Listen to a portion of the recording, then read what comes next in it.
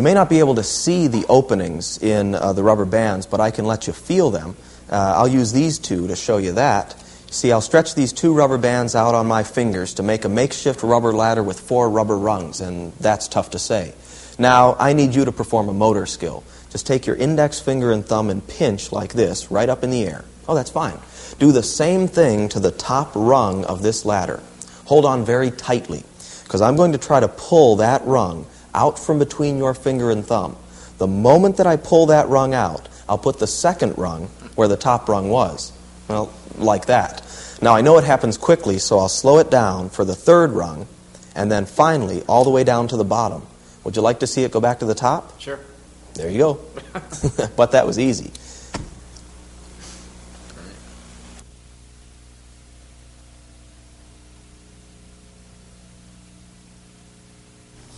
Here's the explanation for traveling tips, which is a variation of traveling cash.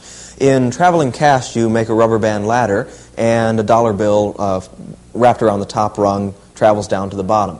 In traveling tips, it's kind of a streamlined variation because you don't have to get out the money. You just have the spectator use the tips of their fingers to hold on to the top rung. Setup is identical. You start out with 2 rubber bands, one wrapped around your index fingers, one wrapped around your little fingers.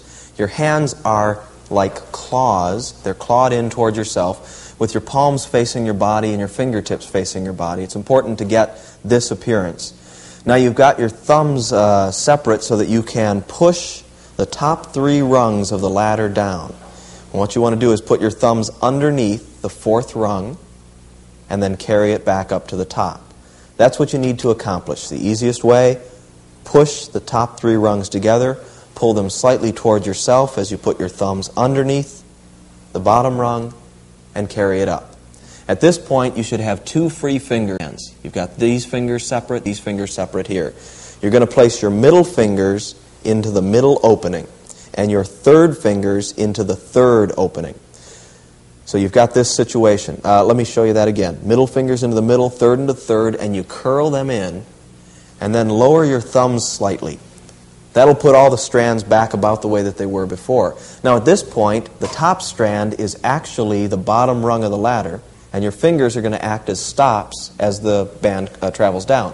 Let's have our spectator put their fingertips on there and grab on to the top rung, to the very top rung of the ladder. That's fine. Okay. Now, to get the top 2 rungs to switch places, what you want to do is you pull your thumbs out, and they'll now be holding on to what appears to be the second rung. So it's just a matter of rolling your thumb tips out, and it switches. One of the best ways to do that is to pull away from the spectator, allowing them to cause it to happen, and then push forward to show what's occurred. To get the center 2 rungs to switch places, you just swing your middle fingers out and back in, and now they're holding the third rung. And when I do this in performance, I bring my hands together to cover the move.